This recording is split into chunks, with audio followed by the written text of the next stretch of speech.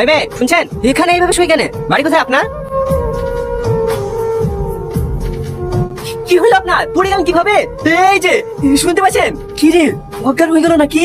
ওরে আল্লাহ, শুনে তো কাপড় উড়িতেছে।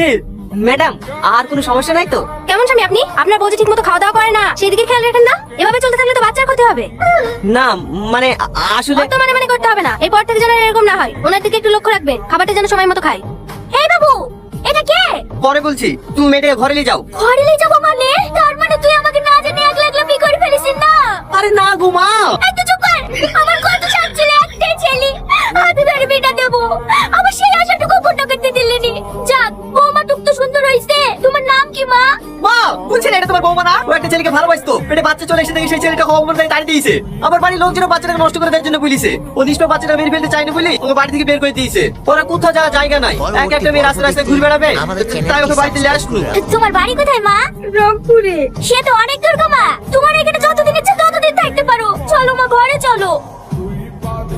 মা মা, কি ব্যাপার? তুমি টেবিল টিপছো কেন? মা কোথায় গেছে? ও একটু দোকানে গিয়েছে। মা দোকানে গেছে, রোগ টেবিল টিপতে লেগেছো। সেদিন ডাক্তার বারণ করেনি ভারী কাজ করতে?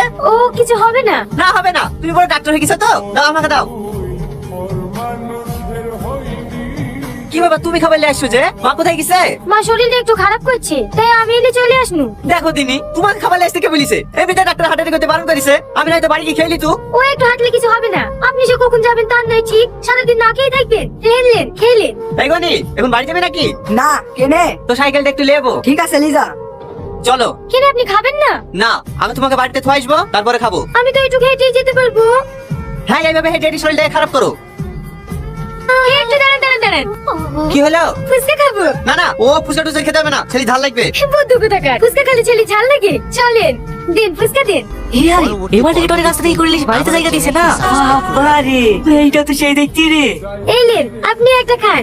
না না, আমি খাবো না, আমার ওসব ভালো লাগে না, তুমিই খাও। আরে খেয়েই দেখেন না, হেভি টেস্ট। না না, তুমিই খাও। দাঁড়ান, আমি খাই দিছি। লেন হা করেন।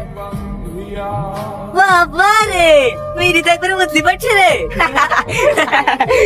এরকম মাল পেলে কে জায়গা দেবে না বল? হে আরে সুধা দিদি, এই মাটাকে কদিন আমাদের বাড়িতে তবে কি?